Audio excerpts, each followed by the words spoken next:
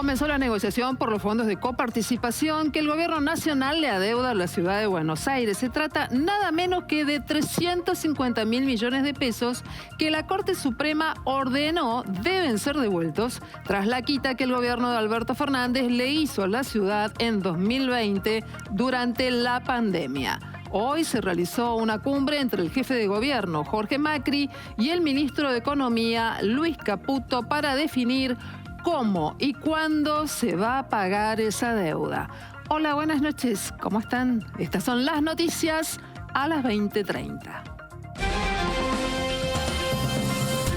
La justicia emitió otra cautelar contra el DNU del presidente Javier Milei. Se trata de otro fallo de la Cámara del Trabajo que suspende las normativas laborales del megadecreto. Además, el Fuero Contencioso Administrativo habilitó la feria para tratar el resto del decreto y contradijo uno de los fundamentos de la apelación que iba a realizar el gobierno contra la cautelar.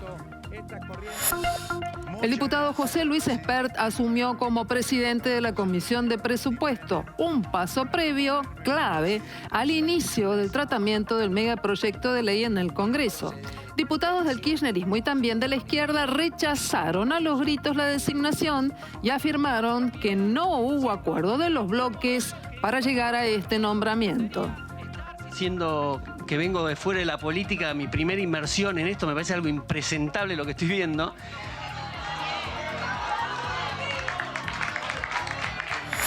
El gobierno evalúa aumentar el cupo para compras en el exterior a través de correos privados. Se trata de un sistema similar al puerta a puerta habilitado para empresas y comercios. Además, se consolidan el dólar blue y los financieros por encima de los 1.000 pesos, sube el riesgo país y caen los bonos. ¿Empieza el mercado a darle la espalda al presidente Javier Milei? Subieron los combustibles y ahora aumentan las consultas para las instalaciones de equipos de GNC. Después de acumular casi un 90% de aumento en un mes, los conductores están buscando alternativas para seguir usando sus vehículos y también para cuidar el bolsillo. Se va notando un incremento, al igual que los servicios, gente que lo va preparando para las vacaciones o que va haciendo los mantenimientos para seguir usando justamente el auto con GNC. La justicia de Nueva York desclasificó los primeros documentos que están vinculados a la causa de Jeffrey Epstein, el multimillonario acusado de diversos delitos sexuales. Y para sorpresa de muchos, entre los nombres aparece el ilusionista David Copperfield y también el físico Stephen Hawking.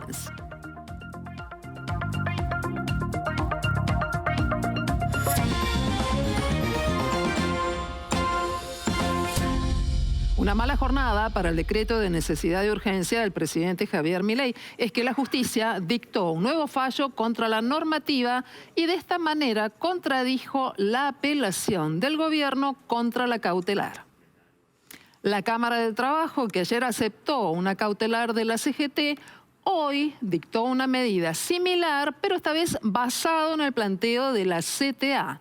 Este fallo insiste en la necesidad de mantener sin efecto las medidas laborales del DNU hasta que se llegue a un fallo de fondo sobre la constitucionalidad. Además de los fundamentos esgrimidos ayer sobre la no urgencia de la medida, los jueces hablaron también de lo que definieron como graves riesgos de que el conflicto social se acreciente o deriven hechos de violencia inusitada. Esto es textual de la decisión judicial. En paralelo, el Fuero Contencioso Administrativo habilitó también la feria para tratar los planteos contra el DNU. Sin embargo, al contrario de lo que iba a plantear el gobierno en su apelación, no se tratará como un amparo colectivo, por lo cual las cautelares de la Cámara del Trabajo van a quedar vigentes y cada expediente será tratado por separado en el fuero que corresponda según la demanda. El presidente Javier Milei habló sobre las medidas enviadas al Congreso y los fallos que son adversos a su DNU. Dijo que estas reformas van a rendir frutos, que lo van a hacer dentro de 45 años, aunque va a haber algunos cambios que él definió como significativos que van a poder observarse durante los primeros años. Él habló de los próximos 15 años. Y al referirse al Congreso y al hipotético caso de la que la votación no resulte favorable, deslizó una metáfora de tipo futbolístico. Ningún partido termina antes de los 90 minutos. Cuando dijiste que dentro de 45 años va a ser como Irlanda, mucha gente, entre los cuales me incluyo, que tengo 56, dijimos, entonces yo no voy a ver a la Argentina floreciente. Pero te tengo una buena noticia. En los procesos de convergencia, 2/3 de la mejora ocurren en el primer tercio. O sea, 2/3 de la mejora la ves en 15 años. Así que sí la vas a ver vos y la van a ver. Y la van a disfrutar tus hijos y tus nietos van a vivir maravillosamente bien. ¿Qué vas a hacer si el Congreso o la justicia en sus diferentes ámbitos te rechazan el DNU y el proyecto de ley que enviaste? Los partidos tienen 90 minutos, no terminan hasta el pitazo final. Así que estamos confiados de que todo va a salir adelante. El diputado de Juntos por el Cambio, José Luis Espert, fue elegido como presidente de la Comisión de Presupuestos allí en la Cámara Baja, pero su debut fue denunciado por la oposición. El kirchnerismo criticó la designación y además un diputado de izquierda quiso impugnar a esta designación, pero mientras hablaba le cortaron el micrófono. Empezaron a constituir y a pedir la constitución de las comisiones informalmente con los otros bloques sin anoticiarnos a nosotros. Ayer a las 11:35 de la mañana nos ingresó formalmente el pedido para constituir las comisiones. ¿Sabe qué hicimos? A las 5 menos 1 minuto, antes que cierre la mesa de entrada, presentamos eso. No respetaron la conformación del DON en las comisiones. No avanzaron en la conformación de otras comisiones. Resolvieron unilateralmente el giro en 3 comisiones. Y se sientan acá y parece que no hubiera pasado nada. Hay uso de la palabra. Hay uso de la palabra, secretario. No. Usted me pidió el uso de la palabra. Yo no. Hay otros diputados que están pidiendo el uso de la palabra. Va a asumir el diputado Espert y después le da la palabra. No, justamente yo quería hablar antes para impugnar la presidencia. Bueno, entonces lo van a tener que defender. Lo van a tener que defender. No tiene la mínima propiedad, siendo aparte un monobloque, por lo cual ni le correspondería estar si se aplica el sistema DON para las comisiones. Pero además es un diputado que llama a ejercer directamente la violencia sobre otros diputados. Señor diputado Castillo, usted no tiene uso de la palabra porque todavía no le corresponde. Así que sigue expresándose como quiera. Agradezco, le pido por favor a las autoridades nombradas. Le pido por favor. Siendo que vengo de fuera de la política, mi primera inmersión en esto me parece algo impresentable lo que estoy viendo.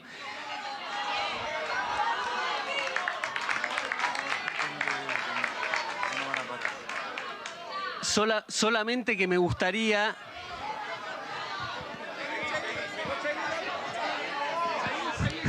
Es insólito. Solamente me gustaría que tengan algo de empatía los diputados acá presentes, que tienen generalmente la vida ya hecha, y sepan que hay gente comiendo de la basura en Avenida Entre Ríos. Así que lo único que pido es colaboración para sacar este país adelante después de la decadencia kirchnerista. Gracias.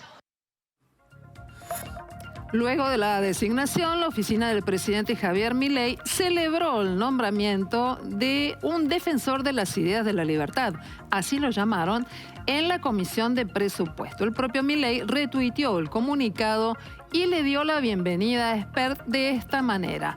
Bienvenido a las fuerzas del cielo. Lo que es intolerable lo que pasó en la Comisión de Presupuesto, ¿no? En la Comisión de Presupuesto le cerraron la palabra a los diputados y a las diputadas, no permitieron que nos expresemos alrededor de la propuesta del diputado Espert como presidente, votaron sin ni siquiera hacer constancia de los votos, hicieron realmente un desastre. Y nosotros lo que estamos acá queriendo solamente es que se hagan las cosas bien. Sabíamos que se venía lo que se terminó viniendo. Como no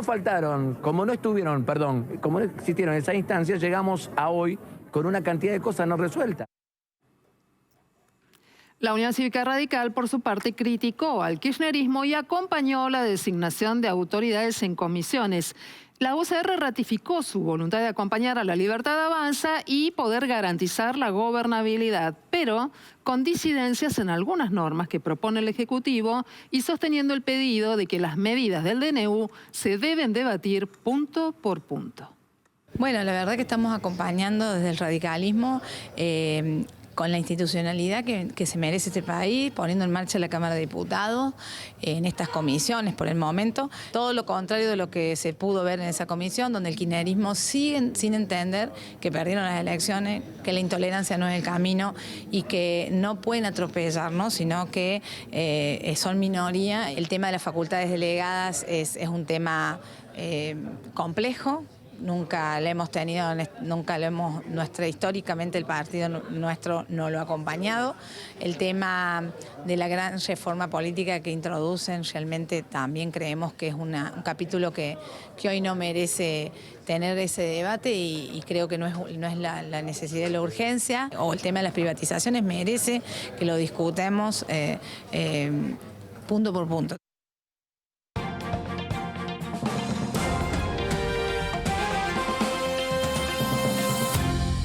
Como parte del proceso de desregulación y apertura de la economía que está encarando el gobierno de Javier Milei, están evaluando en el Ejecutivo ampliar los límites para realizar compras en el exterior. Se trata de compras conocidas como puerta a puerta, realizadas a través de couriers o correos privados. Desde 2022 tiene un límite implementado por el gobierno de Alberto Fernández de $1.000 por año. Bueno, el gobierno de Javier Milei evalúa subirlo a $3.000. Estamos hablando de compras realizadas por residentes en la Argentina a través de plataformas internacionales como pueden ser Amazon, Alibaba, Tienda Mía, y que son traídas al país por correos privados y que hay justamente un límite anual para cada usuario ante este servicio puerta a puerta, se le dice, porque justamente se contrata un producto y es traído desde el exterior hasta el domicilio de la persona que lo compró. Bueno, como parte del paquete regulador,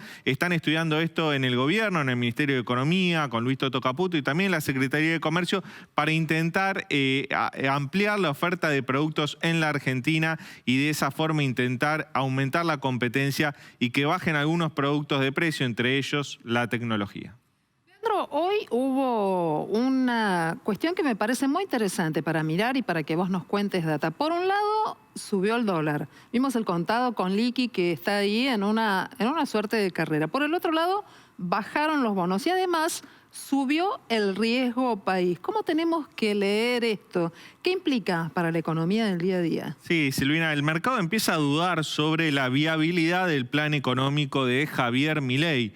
En lo que está mirando el mercado de si Javier Milei tiene la suficiente fuerza política para implementar todas las reformas y las propuestas económicas que está planteando. Y empieza a dudar de eso. ¿Por qué empieza a dudar de eso? Porque ve que en el Congreso se traban los debates sobre la ley ómnibus, porque ve que la justicia concede cautelares, fundamentalmente sobre el capítulo laboral. Entonces el mercado empieza a dudar de la viabilidad de las reformas de Javier Milei. Estos nubarrones económicos lo vemos en diversos ámbitos. Uno es el dólar. Hoy el dólar volvió a subir, subió fuertemente. El contado con liquidación fue el que más subió. Cerró en 1.090 pesos con una suba de hoy de 4%, pero en lo que va del año, que es esta semana, son 3 ruedas, aumentó el contado con liquidación 12%.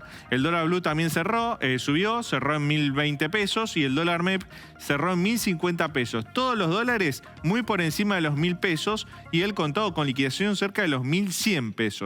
Esto que estamos viendo es ante la falta de productos de inversión, instrumentos de inversión que den tasas reales positivas en pesos. Entonces, como no hay cobertura ante la inflación, todos van a buscar el billete, el dólar. Eso también se está viendo en lo que está pasando con el riesgo país. El riesgo país lo que mide es el costo que tiene un país para endeudarse, para tomar deuda. Y está subiendo en la Argentina. Cuando asumió Javier Milei el 10 de diciembre, teníamos un riesgo país de 1.923 puntos. Hoy, casi un mes después, tenemos un riesgo país de 2.018 puntos. Es decir, en el primer mes de gestión de Javier Milei subió el riesgo país. Y esto hay que decirlo, al principio había bajado ante toda la expectativa que había por el discurso pro mercado de Javier Milei, pero en las últimas semanas empezó a subir ante las dudas que tiene el mercado sobre la viabilidad de sus propuestas. Esto también se está viendo en el precio de los bonos. Hoy volvieron a caer los bonos argentinos en dólares en el exterior. En Wall Street cayeron hasta 2%. Es cierto que también están cayendo los bonos de Estados Unidos, que cayó Wall Street, pero la deuda argentina venía en un rally sostenido luego de que fue electo Milei y que dijo que no iba, que iba a respetar justamente las deudas de la Argentina, pero se empezó a pinchar ese optimismo en la última semana. Y ahora el mercado está mirando, bueno, no solo qué pasa con la ley ómnibus en el Congreso, sino qué pasa en la justicia. También mirando la negociación de Argentina con el Fondo Monetario Internacional, a ver si hay dólares frescos para fortalecer las reservas del Banco Central. Y también mirando la semana que viene, que es una semana crucial para el gobierno, porque va a tener que pagar intereses de los bonos a los bonistas. Alrededor de 1.500 millones de dólares tendrá que pagar el martes. Entonces el mercado elige ver para creer. Quiere ver a ver si el gobierno paga y logra sacar adelante sus reformas y luego, en definitiva, en última instancia, empieza a creer. Muy bien, ahí estamos entonces pendientes del tema deuda, Fondo Monetario y el tema brechas, además deuda, gran tema para tener en cuenta. Y coparticipación federal. ¿Saben ustedes? Hoy finalmente se pudo realizar una primera reunión entre el jefe de gobierno de la ciudad de Buenos Aires, Jorge Macri, y el ministro de Economía, Luis Toto Caputo. ¿Por qué? Porque la Corte Suprema de Justicia de la Nación produjo un fallo que ordena restituir a la ciudad de Buenos Aires los fondos que en el año 2020, en plena pandemia, el presidente Alberto Fernández recortó a la ciudad para girar a la provincia de Buenos Aires. Las fuentes aseguran que la reunión fue en muy buenos términos, pero en rigor todavía no hubo un acuerdo concreto para saber cómo va a ser la devolución. Según la jefatura de gobierno de la ciudad, el gobierno nacional no desconoce la deuda, sabe que existe esta deuda y ahora las dos partes están comprometidas a empezar a trabajar a través de equipos técnicos con representantes de las dos jurisdicciones, Ciudad de Buenos Aires y Nación, para definir los montos y los plazos de pago. El litigio, como te conté, empezó en 2020. Recordarás que hubo un conflicto policial en la provincia de Buenos Aires. El presidente Alberto Fernández sorprendió a muchos cuando redefinió el monto de la coparticipación para la ciudad con un recorte muy importante y luego para la provincia. Terminó definiendo la Corte Suprema. Bueno, fue una realmente muy buena reunión, muy cordial, donde el Gobierno Nacional, en la persona del ministro, no desconoció nuestro reclamo, sabiendo, como sabemos nosotros, que recién se están haciendo cargo del gobierno. Es un paso importante respecto del gobierno anterior, que no reconocía para nada nuestro reclamo. Nosotros estamos tranquilos, sabemos que tenemos ese derecho, así que lo que hemos quedado es que a partir de ahora se establecían equipos técnicos de las dos partes para seguir trabajando, para precisar conceptos y números. ¿Y el ministro de Economía reconoció el 350? ¿O no bajamos a ese nivel de detalle, sino respecto del derecho que tiene la ciudad a cobrar estos montos porque se lo quitaron injustamente y porque la Corte viene fallando. Ahora hay que trabajar, hay que darles tiempo para que un tema tan complejo como este se vaya desarrollando. Leandro, y ahora la pregunta del millón es, ¿cómo puede hacer Nación para pagar esta deuda a la ciudad de Buenos Aires? Sí, la verdad que la reunión fue casi protocolar, fue para presentarse y todavía no se discutió la letra chica de cómo se va a efectuar este pago hacia adelante, ¿no? Porque hay un fallo de la Corte Suprema que está vigente, que le da la razón a la ciudad por la coparticipación y que el gobierno nacional reconoce, eso es lo que se manifestó. ¿Qué va a suceder ahora? Se van a reunir los equipos técnicos, tanto de Nación como de Ciudad, y van a acordar un mecanismo de pago. ¿Cómo puede ser este mecanismo de pago? Puede ser cash, pero recordemos que siempre el presidente dice que no hay plata y eso es una situación que realmente limita esa solución. Y la otra forma que puede efectivizarse el pago es a través de bonos, que el gobierno nacional entregue un bono a la ciudad y que de esa forma el gobierno de la ciudad pueda acceder a los fondos de la coparticipación que le quitó el gobierno anterior en la época de la crisis que hubo en la provincia de Buenos Aires con la policía, con el reclamo de la policía. Bueno, eso es lo que se va a discutir. ¿Cómo es el método de pago? Serán discusiones que se harán en las próximas reuniones de los equipos técnicos políticos, pero en definitiva fue una buena reunión. Vamos a escuchar lo que decía el jefe de gobierno Jorge Macri al salir del Ministerio de Economía. Fue una muy buena primera reunión en la que expusimos el derecho que nosotros estamos convencidos que tiene la ciudad respecto al pago reclamado en la Corte. Lo valioso es que el Gobierno Nacional no desconoce esta situación, a diferencia del gobierno anterior que ponía en duda el derecho de la ciudad. También entendemos que en nuestro caso hay una continuidad de gestión que nos permite comprender y entender los números con mucha mayor profundidad que este gobierno. Por lo tanto, este gobierno pidió empezar a trabajar con los equipos técnicos para comprender mejor la situación. Y bueno, esperamos que se pueda cumplir con el fallo de la Corte, entendiendo las limitaciones que el Gobierno Nacional hoy tiene de un país que le han dejado en situación muy débil.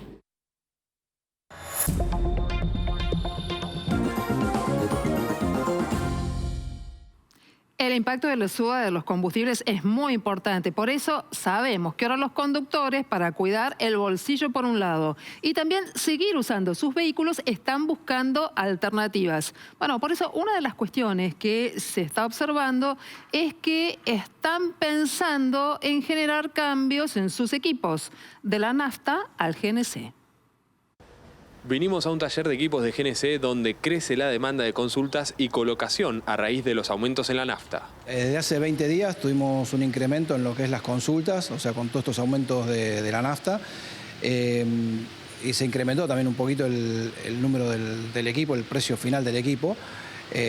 También obviamente por la suba del dólar y demás. Autos de alta gama, a los que antes no se acostumbraba a instalar GNC, hoy forman parte de los más consultados. Hoy en día, de lo que es los autos nuevos, en todo tipo de vehículos se puede instalar. Obviamente se necesita que el vehículo esté en buenas condiciones en lo que es la parte de funcionamiento de nafta, parte motor, pero después, hoy en día, en todo tipo de vehículos se puede instalar. Obviamente van variando según cada tecnología lo que es los precios, pero no hay ningún problema. Al subir la demanda de pedidos para la colocación de los equipos de GNC, lo que subió también fue el precio. Y hoy está arrancando desde los casi 900.000 pesos, 850, 900.000 pesos para arriba. Se puede financiar hasta en 12 cuotas con el sistema de la hora 12. Obviamente tiene el interés que pone el banco, que ponen las tarjetas, pero sí.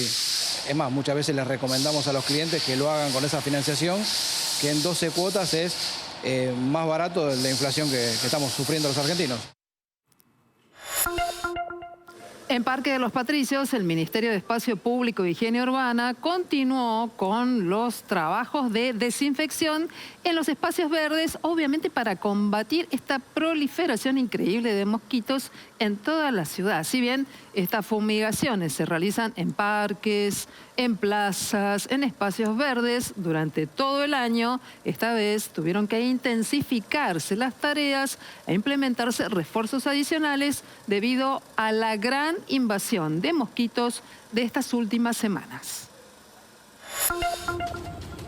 Facundo Jones Wala, el líder de la resistencia ancestral mapuche, fue extraditado a Chile. En las imágenes que fueron publicadas por la ministra de Seguridad, Patricia Bullrich, se puede ver el operativo de seguridad que contó con la presencia de Interpol. Jones Wala partió de la ciudad de Esquel, en Chubut. El líder de la RAM había sido condenado por el incendio de una finca y además por la aportación ilegal de armas de elaboración casera. La Defensoría del Pueblo bonaerense advirtió sobre el riesgo de esta droga, el fentanilo, luego de la caída de una banda narco en la Villa Fraga, esta vez en el barrio porteño de Chacarita. Se secuestraron, entre otras cosas, además del fentanilo, dosis de cocaína y pasta base. Por otra parte, Javier Martelo, el responsable del Observatorio de Adicciones y Consumos Problemáticos, alertó sobre el enorme desafío que representa el ingreso ilegal de esta droga a través de las fronteras.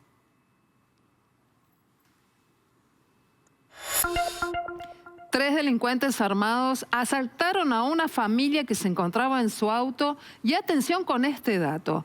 arrojaron al asfalto, tiraron a la calle a una bebé de solo 3 meses en el momento en el que empezaron a fugarse. Todo esto pasó en Villa Luzuriaga, en el partido de La Matanza. Pero por suerte, a los pocos metros, la niña pudo ser rescatada rápidamente por sus padres y ahora, aunque no lo creas, se encuentra recuperándose, pero sin lesiones.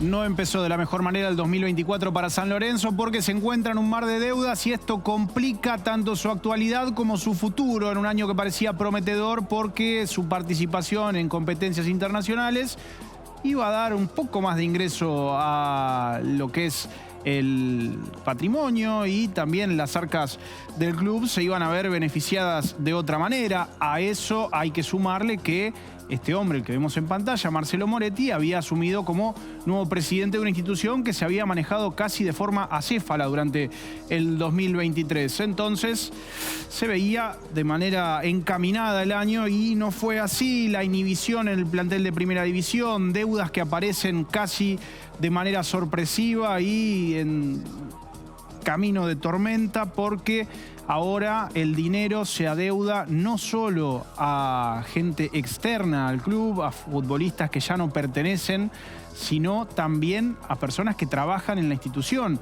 a utileros, a cancheros, a mozos del bar del club y a otros tantos que hacen el día a día de San Lorenzo. A esto se refirió el propio Moretti, que se mostró preocupado por la situación y también a cargo de buscar respuestas tanto para los hinchas como para los propios trabajadores.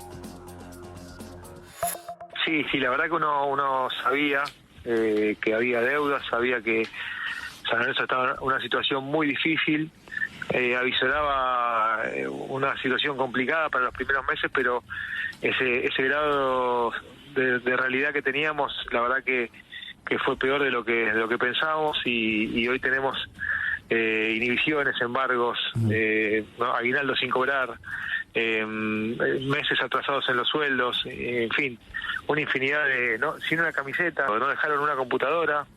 Y es una cosa inaudita, un club tan grande como San Lorenzo, donde pidieron préstamos por millones de dólares en los últimos años, donde vendimos por más de 30 millones en los últimos años, donde no construimos una tribuna, porque la verdad que no se construyó nada, y donde no ganamos un torneo y le debemos a todo el mundo. O sea, es increíble.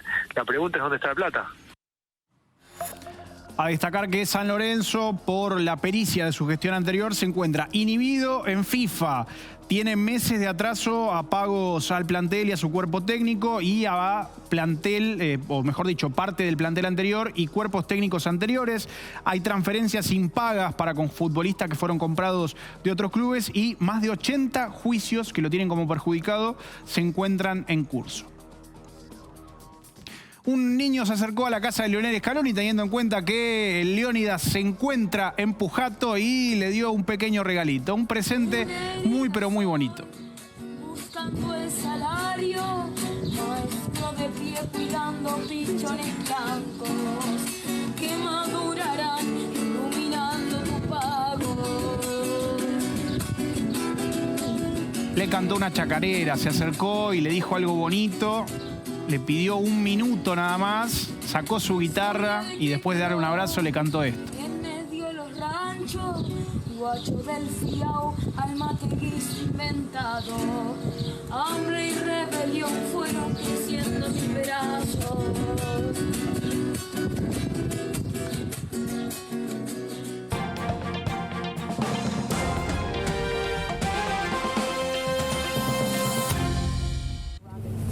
Un nuevo tiroteo en una escuela en Estados Unidos. Esto pasó en el primer día de clases luego del receso de invierno. Esta vez fue en la ciudad de Perry, en el estado de Iowa.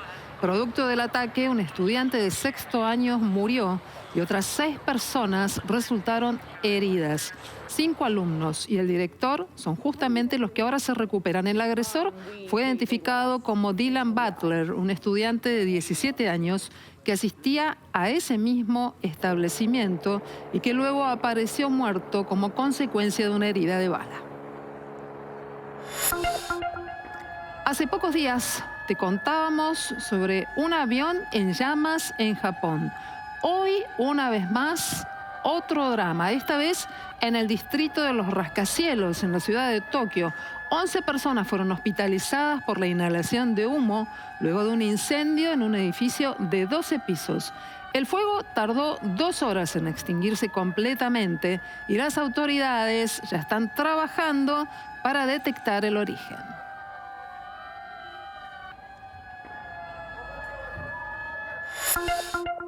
La justicia de Nueva York desclasificó los primeros documentos que están vinculados a la causa de Jeffrey Epstein, que muchos conocimos a través de una serie que produjo Netflix y que habla del financista norteamericano que se suicidó en 2019 y que, si bien nunca fue juzgado, obviamente su caso sigue salpicando a gran parte de la farándula norteamericana. En la lista que fue extraída de las casi 1000 páginas de ese documento se encuentran desde el príncipe Andrew de Inglaterra al expresidente de los Estados Unidos, Bill Clinton, y también genera otras novedades, como el caso de la incorporación del ilusionista David Copperfield y hasta el físico Stephen Hawking. Sin embargo, en esta fase del proceso, ser nombrado, ser mencionado, no implica necesariamente tener algún tipo de comportamiento ilegal o incluso de ser culpable. Cuando volvamos de la pausa vamos a seguir hablando de economía, de la inflación. ¿Qué es lo que se viene para conocer cuál es el índice oficial del mes que dejamos atrás? Y además las proyecciones y cómo implica todo esto en la economía cotidiana. Todo esto y más como siempre aquí en Noticias a las 20:30.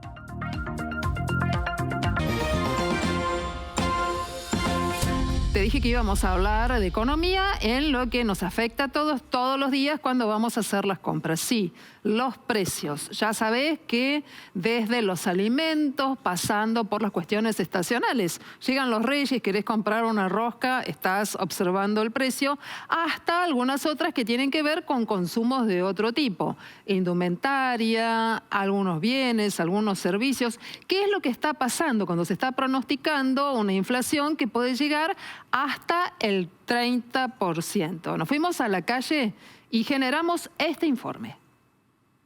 Limpiar la casa, buscar útiles para los chicos o comprar la tradicional rosca de Reyes están unidos por una misma variable: el precio de los productos que no paran de subir. Un 110% aumentó el papel higiénico la semana pasada y un 50% lo que sea suavizante y jabón en polvo, detergentes, eso aumentaron un 50%. Ahora estos son precios no actualizados. Seguramente que en esta semana que viene vamos a tener que actualizarlos nuevamente. Los papeles higiénicos se pagan entre 3.500 y 4.500 pesos, mientras que cualquier presentación de un detergente supera ampliamente los 1.000 pesos.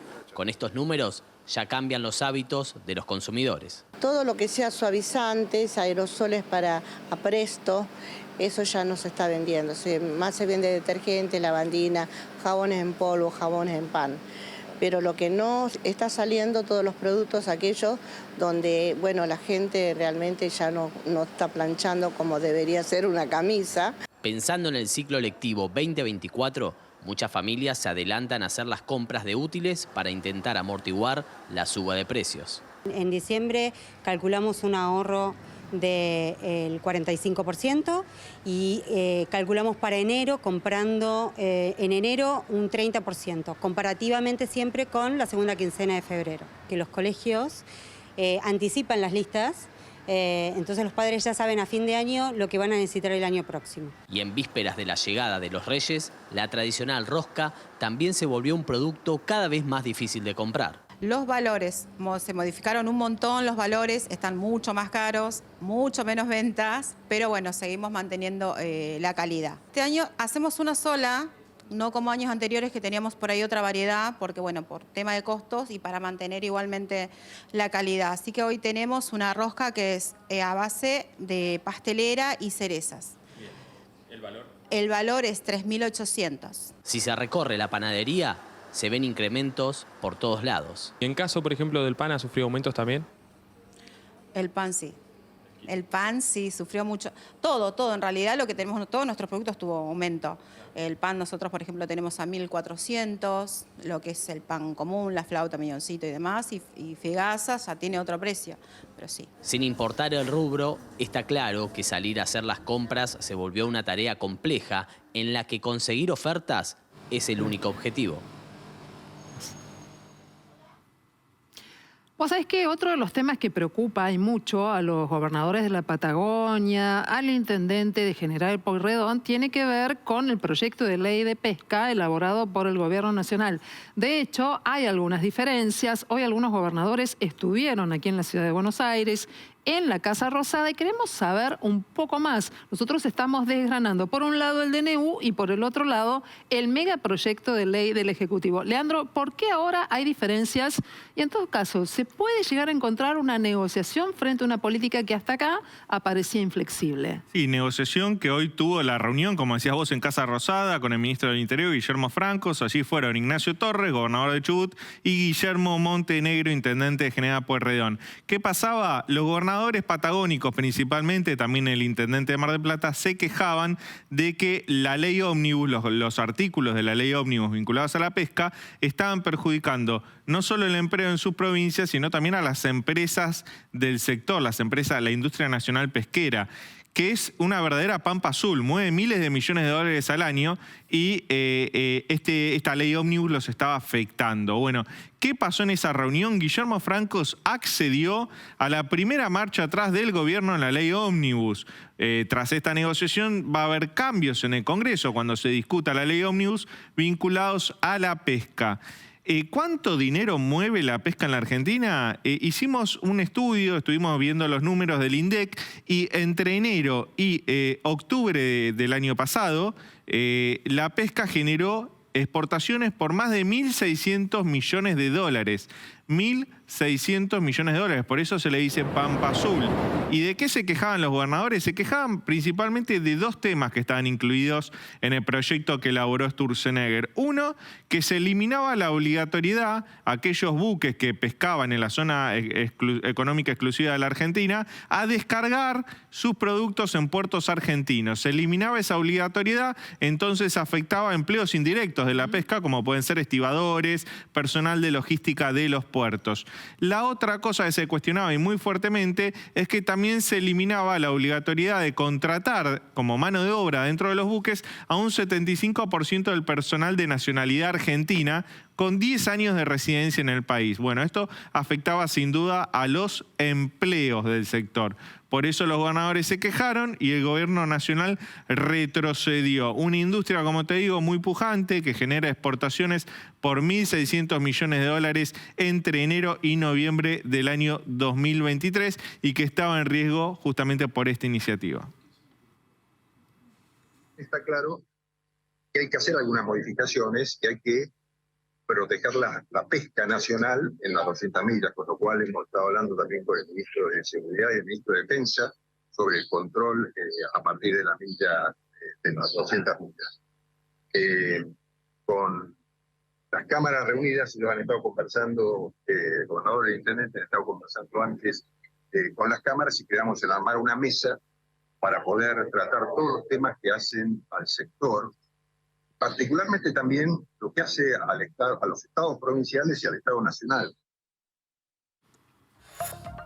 Como te decía, las exportaciones de enero a noviembre de 2023 de pescados y mariscos no elaborados fue de 1.390 millones de dólares y aquellos pescados y mariscos elaborados tuvieron una exportación de alrededor de 234 millones de dólares. Si sumás los dos ítems, son alrededor de 1.600 millones de dólares de exportaciones. Aquí tuvo mucho que ver los gobernadores, como decíamos recién, en la negociación con Guillermo Francos, pero también los empresarios del sector, empresarios que tienen base de operaciones en Mar del Plata y en distintas provincias patagónicas, Santa Cruz, Chubut, Río Negro, y que consideraban que estaban en inferioridad de condiciones para competir con empresas argentinas. Recordemos que en la zona económica exclusiva hay pesqueros de origen argentino, pero también extranjeros. Luego de la milla 200 Se termina la zona económica exclusiva y hay pesqueros de otras nacionalidades que hacen pesca irregular. Es la famosa depredación del mar argentino. Bueno, los empresarios y los gobernadores le plantearon sus objeciones al gobierno de Milei y finalmente hubo una marcha atrás. El 2024 comenzó con tiempos significativos sobre el viejo continente, bajas temperaturas pero con una tormenta invernal que está dejando fenómenos meteorológicos de distinta intensidad en varios países de Europa. Lo que estamos viendo es en Francia, lluvias que alcanzaron los 120 milímetros desde la tarde del martes y la alerta roja por inundaciones se mantiene durante el día de hoy en el departamento de Calais, donde al menos 371 personas tuvieron que ser evacuadas a la espera de más lluvias en las próximas horas. Se mantiene la situación de alerta roja por la crecida del río A y el nivel naranja en otros sectores como Canché y Lim Paine. Realmente lluvias impresionantes y que lamentablemente ya se confirmaron en las últimas horas 6 víctimas fatales. Pero esta tormenta invernal también está dejando sus coletazos sobre Inglaterra, con vientos en ese caso muy intensos y un oleaje impresionante, con vientos que alcanzaron ráfagas en Inglaterra y Gales de 185 kilómetros por hora. Realmente zonas costeras fueron sorprendidas por la intensidad de las ráfagas y el oleaje que alcanzó los 12 metros muy cerca de la costa. Se mantiene también en Inglaterra el aviso de alerta roja por ráfagas de viento y por lluvias fuertes durante la jornada del día de mañana viernes. Y además, esto no es todo, porque en Bélgica un sorprendente tornado, y para colmo en pleno invierno, se debió a la misma situación, al avance de esa tormenta invernal que se encontró con aire más cálido hacia el sudeste europeo y que al menos 40 viviendas situadas entre las ciudades de Amberes y de Malinas fueron azotadas por ese tornado, donde se está investigando la intensidad, pero se estima que el viento alcanzó también los 280 a los 200 kilómetros por hora debido a los daños que se dieron en esas 40 viviendas. Y seguimos en el hemisferio norte, pero nos vamos más hacia el este y hablando un poco de geología, porque en Indonesia un volcán entró en erupción y hay al menos 1.500 evacuados ya confirmados sobre las últimas horas. Se trata de 1.500 personas que tuvieron que ser evacuadas en el este de Indonesia debido a las repetidas erupciones que desde el día 1 de enero, recibiendo el 2024, presentó el volcán Liuotobi Laki-Laki, así se llama, en la parte oriental de la isla de Flores. Se estima, las autoridades están informando que se han evacuado 1.185 habitantes de la localidad de Ború. Y bueno, este volcán presenta una altura de 1.549 metros, según indicaron, y se espera que tengan nuevas erupciones durante las próximas 24 a 48 horas. Así que vamos a seguir a monitorear la evolución de este volcán. Cuando volvamos de la pausa vamos a seguir contándote data que tiene que ver con los temas de los que nos ocupamos todos los días. Preocupación por la suba de precios. ¿Qué implica en el momento de definir el índice de inflación? Pero ¿cuáles son las consecuencias sociales de estas subas? Te lo contamos a la vuelta cuando sigamos con más noticias a las 20:30.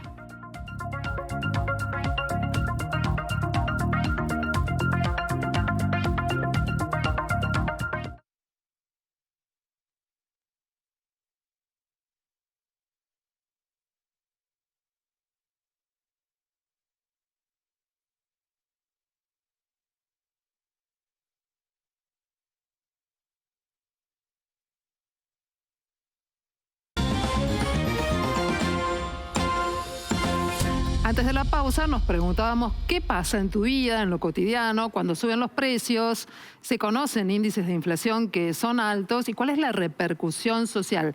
Traslado esta pregunta al exsecretario de Comercio de la Nación, el economista Guillermo Moreno. Guillermo, muchas gracias por estar con nosotros en este Noticias a las 20:30. Oh, gracias a ustedes, es un placer estar con ustedes en este canal y con este equipo. La primera pregunta está formulada. Cuando sube tanto la inflación, estamos entre un 25 y un 30%, ¿qué pasa con la vida en la calle, el día a día? Bueno, lo que aconteció que te destruyeron los ingresos populares como nunca vi. Esto es una singularidad. Está bien que tenemos un presidente anarcocapitalista, que es una cosa rara, Vos imaginate que el antecedente de este presidente son algunas que vos habrás conocido, mujeres anarquistas que decían sin Dios, sin patrón y sin marido. Es muy divertido eso para una charla un viernes a la noche, ahora no para gobernar el país. Bueno, esa es la concepción de este presidente. Entre las decisiones que tomó y lo que generó es un disparate de precios que destruyeron los ingresos, sueldos, salarios, jubilaciones y pensiones. Es una barbaridad, tenés sueldos viejísimos con precios nuevísimos. No se puede, no puede, la gente no puede transitar. Esto es una barbaridad. Nunca vi esta situación, nunca. ¿Cuáles son las repercusiones inmediatas, Guillermo, de esta cuestión? ¿Va a repercutir en el nivel de ventas, en la calidad de vida, en la existencia de empresas pymes? Mirá, el gobierno hizo un análisis correcto. No hay ningún presidente de la democracia para acá que haya recibido este desastre económico. Él cuando dice recibí la peor herencia, es así. Podemos discutir si es de la historia, pero la dictadura para acá, esta es la peor herencia. Ahora, recibe la peor herencia que la caracteriza correctamente como un déficit fiscal, que es superior al que tenía Alfonsín cuando se tuvo que ir del gobierno, y un déficit del sector externo que es también enorme como el que tenía de la Rúa cuando se tuvo que ir del gobierno. Ahora, empeoró esas dos cosas. En 20 días de gobierno empeoró esos dos vectores. Y no conforme con eso, destruyó los ingresos populares y hostigó al capital con este decreto de necesidad y urgencia, como nunca había en la Argentina. Mayoritariamente el capital está siendo hostigado, mayoritariamente. ¿Por qué? Bueno, no hay más que leer la declaración que hicieron los del Centro Azucarero. Imagínate que el Centro Azucarero lo peleó Onganía. Está bien, en ese caso los trabajadores. Ahora es el capital y los trabajadores peleando porque va a destruir la industria azucarera argentina. Esto es algo impensable. Todos los sectores industriales desaparecen. La fabricación de acero, la fabricación de aluminio, la fabricación de autos, la metalmecánica, los talleres, desaparece todo. Todo va a venir de la India o de China. La pesca, bueno, hoy se retractó.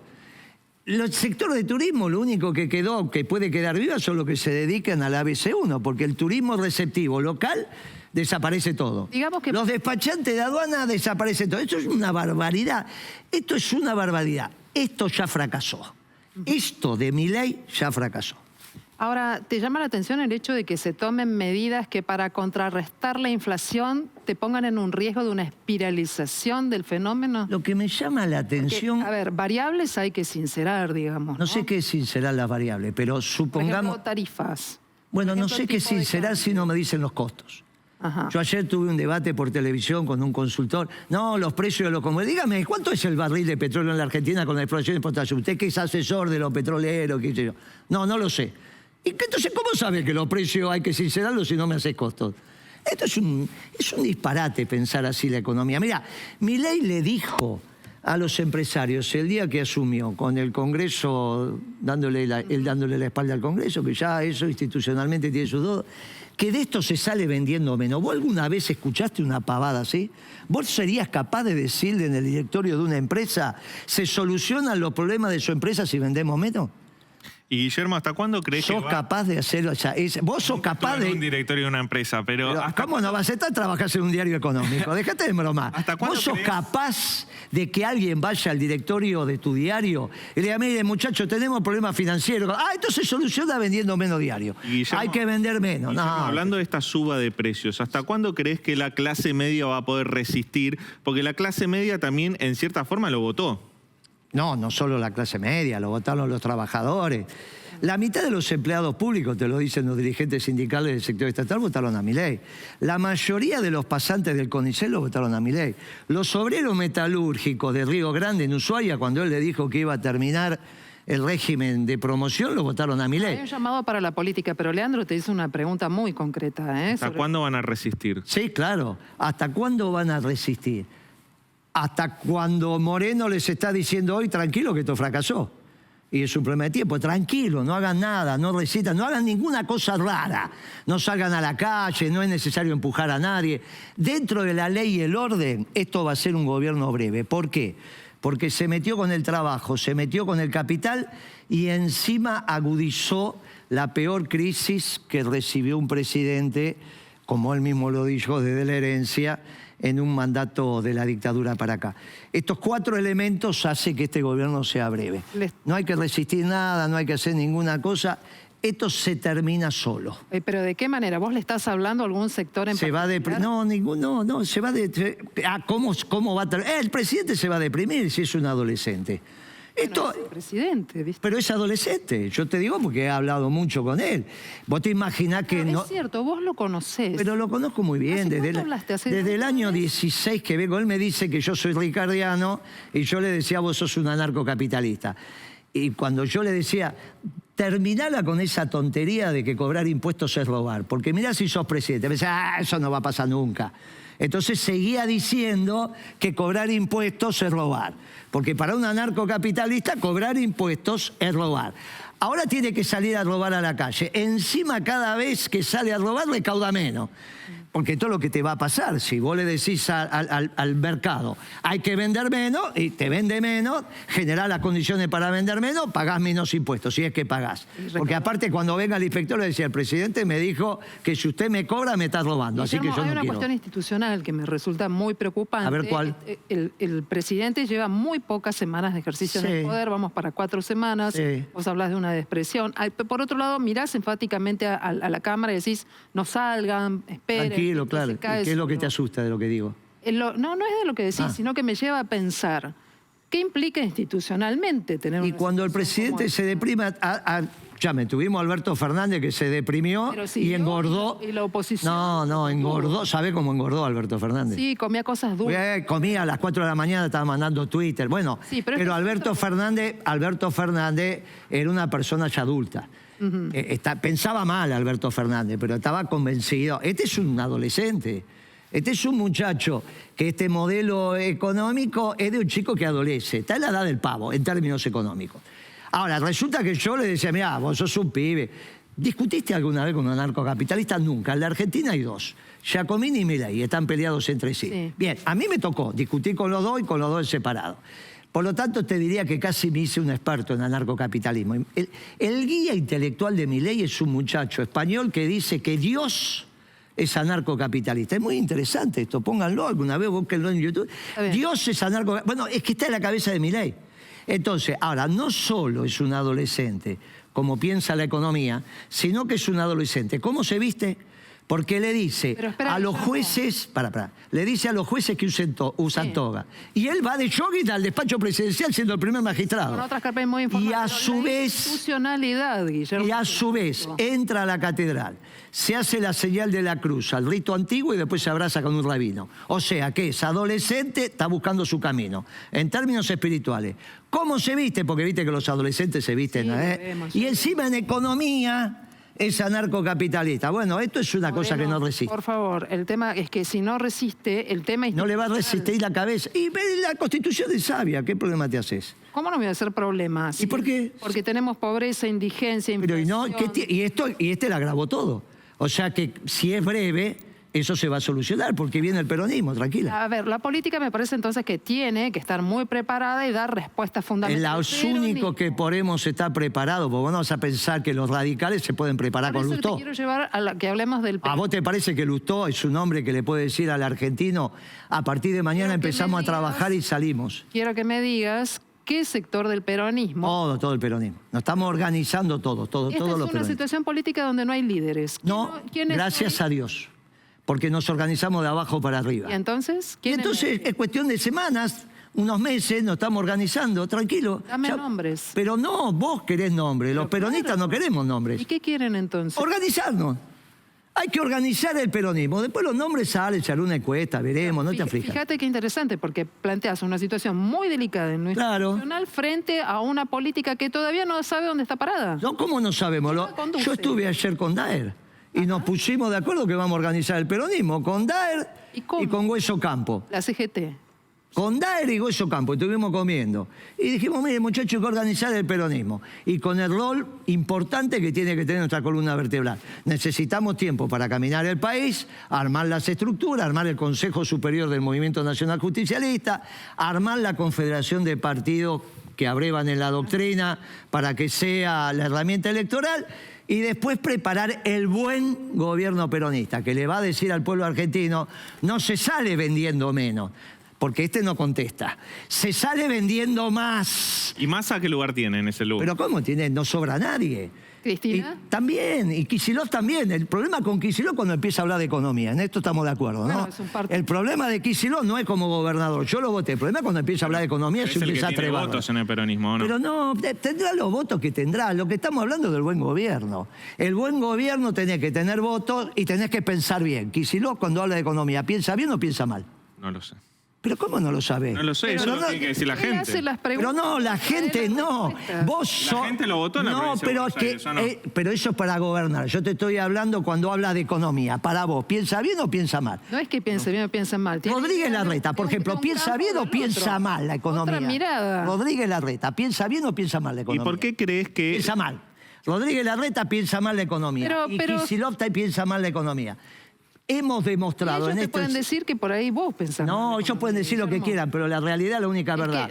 Mientras estuvimos nosotros, el gobierno creció. Vos ibas a la peluquería, no tenías que sacar un crédito, te comprabas ropa. No iba a la peluquería, no. La verdad que no. Soy periodista, no iba a la peluquería. Pero sabés lo que viajaba tampoco. Pero ¿sabés lo que es cuando vivías en nuestro gobierno? ¿Cuánto hace que nos conocemos? Un montón de tiempo. Y bueno, y vos me vas a decir que en nuestro gobierno vos vivías igual que con esta porquería. Había menos, tal vez menos pobreza, pero la cuestión coyuntural de fondo... Muchísimo menos pobreza y había actividad. Acabo de pasar por el Abasto. ¿Vos viste lo que es esto? Es una lágrima. Acá no se podía pasar. En las fiestas y en las vacaciones, por Corrientes, no podías pasar. No digamos cosas que no son. No quieran quedar bien innecesariamente. No, se trata de eso. Escúchame, estás acá al frente al Abasto. Cruzamos y le preguntás a cualquiera, vos no podías transitar en nuestro gobierno por el Abasto a esta hora. No podías pasar. Los taxis, los coches, la gente se consumía. Ahora, ¿sabés qué vive? Sin problema. Muchacho, la caída de venta es abismal. Sí. Esto es producto de este gobierno que heredó la peor crisis de la dictadura para acá. Es una supercrisis, no hay duda. Ahora, la empeoró y encima, te lo vuelvo a decir, hizo pedazo tu salario y se metió con el capital como ninguno se metió. ¿Te preocupa la repercusión en la calle del descontento frente a ventas? No, la quiero evitar. Porque ustedes aceleran esto cuando dice pobre gente, no va a aguantar. Y yo vengo a tranquilizar. Yo vengo a preguntar. Acá yo vengo a tranquilizar y ustedes vienen a cicatear. Ahora, está bien lo que hacen, que ustedes traten de incentivar que la gente salga, que rompa todo. No, al revés, al revés. Si vos me preguntó cuánto va a aguantar la clase media, yo dije, no, va a aguantar 12 horas. Mañana a las 8 de la mañana se pudre todo. Es otro el tema del aguante. ¿Cuándo la clase media deja de ser media para ser clase pobre? A ver si escuchame, vos no podés ser pobre. ¿Cuánto aguantaría vos siendo pobre? 15 minutos. Escuchame, en el momento que no puedas pagar la prepaga, en el momento que no puedas comer, en el momento que a vos tu salario pasen a ser $100 para vivir todo el mes, queda frita. ¿Y cómo se va a manifestar? Muy bien, entonces vengo acá a decirle tranquilo, paz, en orden, porque esto ya fracasó. Hay que esperar, hay que respirar hondo, hay que estar tranquilo que el peronismo se está organizando. Y se está organizando para un buen gobierno, no como los radicales que eligieron a Lustó. Porque Lustó no te da ninguna garantía de poner el país a trabajar. De la organización. ¿Cómo se está organizando entonces el peronismo? ¿Con el kirchnerismo a la cabeza? No, de ninguna manera. Si te dije que vamos de abajo. ¿Pero por qué querés organizar de arriba para abajo? Porque si la situación es tan tremenda... Vamos de abajo, pero dame un tiempo que se organiza de abajo para arriba. Como si ¿cuánto? Algunas semanas. Ah, bueno, no es tanto entonces. ¿Y si yo te dije que este iba a ser un gobierno breve? Y no lo estoy diciendo yo, sos vos el que dice... ¿El que dice qué? Que el gobierno va a ser breve. Pero si lo vengo diciendo desde antes que asuma, porque lo conozco. ¿Cuánto tiempo ves la tormenta venir? No, pero no es un problema la tormenta. Acá la política tiene que ordenarse para que no pase lo que vos pensás que va a pasar. Lo que vos pensás que va a pasar. No, la tormenta dijiste vos. Yo no hablé de tormenta. Yo dije gobierno breve. Nadie sale. Y bueno, peor, un gobierno breve. No, la tormenta que vos estás diciendo es una tormenta que te imaginás con consecuencias muy bravas. Y yo estoy diciendo que no. Que sea un gobierno breve. No, justamente. Claro, porque se va a deprimir y tranquilo. Los mecanismos institucionales van a hacer que venga un gobierno que ponga al pueblo a trabajar. De esto se sale trabajando. Entonces, ¿cuáles son las alternativas? El Partido Obrero. Bueno, no va. Los radicales, con Lustó a la cabeza, olvídate. Ese chico no trabajó nunca y no sé cómo a los radicales se le ocurrió elegir un muchacho que nunca tuvo ni un kiosquito. Fue ministro de usted. Acordate de la imagen. Estábamos todos en la plaza. Me acuerdo de esa imagen. En ¿Que fue bueno el ministro que tuvimos? Pero vos, me acuerdo ¿Pero cómo fue lo habías bueno? manifestado. ¿Qué le hice yo? Vos le hiciste una seña ¿Y entonces muy por qué era bueno o por qué era malo? Bueno, evidentemente porque tenían una discusión. Pero era bueno. ¿Te acordás cuál era la seña? ¿Era bueno o era malo? ¿Recordás esa seña? Pero ¿cómo no me voy a acordar? ¿Tenía razón o no tenía razón? ¿Era un radical trabajando en un gobierno peronista para boicotear al gobierno peronista o no? Se generó un conflicto muy duro, ¿no? Él lo generó con la 125. Porque era radical y vino a boicotear. Y lo mismo le va a hacer a estos radicales, los hunde. Ese era un radical de alma que vino al gobierno peronista a boicotear el gobierno, hizo la 125. Y vos sos testigo porque trabajabas en la Rosada. No, en la Rosada no trabajaba en una radio y cubría como periodista.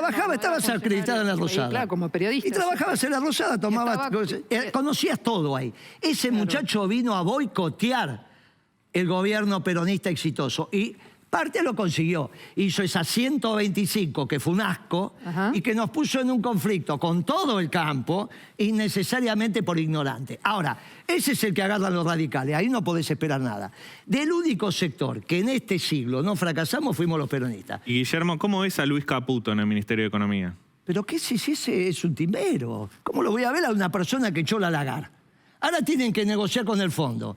Y resulta que a ese muchacho lo echó la Lagarde, Cristian Lagarde, ¿vos te acordás? Sí, me acuerdo. Lo echó del gobierno. Sí. Y vos decís que el Fondo Monetario no tiene memoria. ¿Y cómo crees que va a afectar lo que está haciendo Caputo en este momento? No cambia nada, esto fracasó. Licuar los pesos que hay en la economía. Amigo, no licúa nada, esto fracasó. Esto lo único que está licuando es tu salario. Vos sos extremadamente más pobre. Salarios, ahorros. Pero salario, el salario, lo que vos ganás como periodista acá, en el Cronista y donde sea, hoy te sirve la mitad. Porque en un mes casi todos los productos aumentaron el 100%. Bueno, entonces, y vos ganás lo mismo. Estamos con salarios viejos, con precios nuevos. Te partieron a la mitad el salario. Y entonces yo vengo acá, al canal de la ciudad, a decirle tranquilo, tranquilidad al pueblo argentino. No con las preguntas de que la clase media, cuando explote y todo esto, que ustedes quieren prenderle fuego a todo. No. Bueno, las preguntas parecía eso. Discúlpame, yo no voy a aceptar que vos me digas esto. ¿Y cómo? ¿Y cuándo dice hasta cuándo aguanta la clase media? No pregunta. No, para dejar de ser clase media, que se vuelva pobre. Ay, qué clase media que se vuelva pobre. Qué suerte. A misa el domingo dice, qué suerte, padre, mire, era clase media, ahora soy pobre y estoy feliz. ¿Esa es la pregunta? No, y por eso... O sea, ¿cuándo aumenta, cómo la clase media, siendo pobre, aumenta su grado de felicidad? No, esa no es la pregunta. La pregunta era decir, mirá, aguanta 15 minutos y después... No, yo vengo a decir tranquilidad. Dentro de la ley del orden, dentro del marco constitucional, este presidente adolescente, como todo chico en la edad del pavo, se va a terminar deprimiendo. Primero está en una etapa exitista, después está en la etapa de duda, y después no se levanta de la cama. Vos me decís, no, pero es el presidente. Y ya lo pasó con Alberto Fernández, que estaba mandando Twitter a las 5 de la mañana, ¿no te acordás? Sí, pero... Y engordó como un... Pero toda la clase política lo sostuvo Alberto Fernández. No se sostuvo. Él, como era una persona... Como era una persona madura, finalmente se levantó de la cama, empezó a adelgazar y terminó este asco de gobierno que terminó. Ahora viene Milei y no está en condiciones, él, por su estructura mental anarcocapitalista, más que de deprimirse. Y ahí la Constitución tiene las herramientas para resolver. No te preocupes que la Constitución es sabia. Preocupémonos si esto da para largo y la clase media, que no va a querer ser pobre, hace lo que ustedes piensan que va a hacer y yo trato de evitar. Bueno, puede ser que me esté equivocando, que ustedes, las preguntas no eran, no quieren que la clase media, siendo pobre, se la aguanta y está feliz. Por ejemplo, viene de ahora en adelante, camisas rotas, zapatos rotos, no come más, pero está feliz. Me dice, qué bárbaro. Soy clase media, ahora soy pobre. Como una vez por día, pero me la aguanto. No. Y no, vos sabés que con Milei sí. Vos sabés que con esta política, por eso hiciste la pregunta que hiciste. Porque, escúchame, si vos estás pagando lo que tenés que pagar de prepaga, lo que tenés que pagar de escuela, lo que tenés que pagar... el combustible, es una cosa... Claro, es un mamarracho lo que han hecho. Destruyeron los ingresos de los trabajadores, pero a su vez, por primera vez se metieron con el capital. Nunca vi un gobierno que se meta con el capital como se metió esto. Entonces vos tenés los empresarios diciéndole a los trabajadores, muchachos, ¿cuándo hacen el paro? Porque esto es lo que está pasando. Este paro de la CGT postdatado es consensuado con el capital, no es una decisión de los dirigentes. Bueno, en algún momento se juntaban empresarios y trabajadores para definir paritarias y gracias precios a Dios. y acuerdos. Nosotros no somos los de la lucha de clase, nosotros somos la armonía entre el capital y el trabajo. Bueno, Guillermo, en general, lo de la lucha de clase son otros. Nos tenemos que ir, estabas invitado más temprano, pero te agradezco de todas formas que hayas llegado. Había avisado que no podía. Tengo que cerrar el programa, si no seguiríamos hablando. Con todo gusto, pero aparte me encantó y aparte me avisaste que iba a ser corto y me encantó estar con vos, verte, me encantó estar con él y decir las cosas que tenemos que decir, y siempre que me voy de este canal digo lo mismo. Hay que felicitarlo porque es un ejemplo de libertad de prensa. Este canal es un ejemplo de libertad de prensa y yo lo valoro.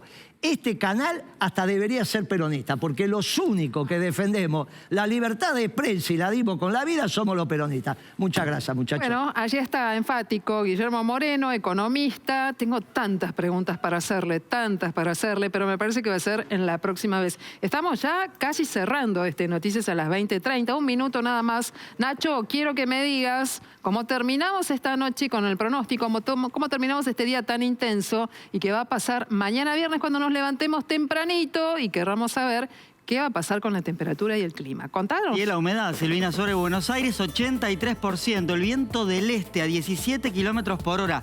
La temperatura a esta hora de la noche, 25 grados 3 décimas.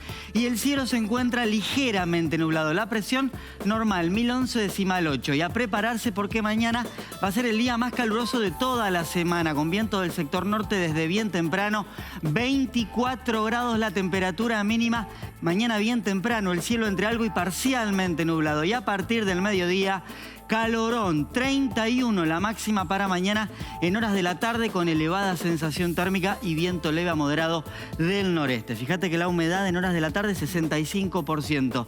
Y a partir de la noche el cielo con nubosidad en aumento, 26 grados la temperatura, una noche bien pesada con viento moderado del sector este. Se confirman las lluvias para el fin de semana entre la noche del sábado y la mañana del domingo. Es muy posible que tengamos lluvias y tormentas sobre Capital Federal y gran parte del Río de la Plata. Me encanta no solamente toda la data, sino que ya nos vas preparando, ¿no? Con mucha calma, con paciencia para lo que viene. Nosotros hasta aquí te contamos todas las noticias de lo que pasó en tu ciudad, en el país y en el mundo. Mañana nos volvemos a encontrar para hacer más noticias a las 20:30. Muy buen descanso. Hasta mañana.